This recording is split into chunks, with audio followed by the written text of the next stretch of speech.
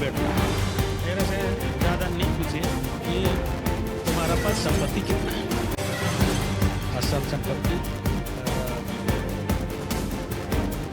नकदी, बोले नकदी 25 साल 26 साल हुआ, 26 होगी मेरे पास नहीं है, खाता में है, खाता मेरे को मतलब नहीं है। मारपीट का बात नहीं है, बाहर निकलने देते थे, मैं ही बाहर निकलने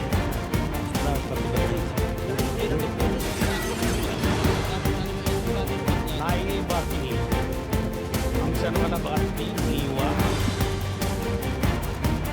लेकिन कोई पूछ रहे थे कि तुम्हारे पास असल संपत्ति क्या है, मेरा स्टेट बैंक, लेकिन खाता नंबर मेरे को मालूम नहीं, हम लोग सब लोग जानते, पढ़ा लिखा नहीं हूँ। उसके बाद 2 दिन के बाद हमारा छोटा सा पेट्रोल पंप बेटी के नाम से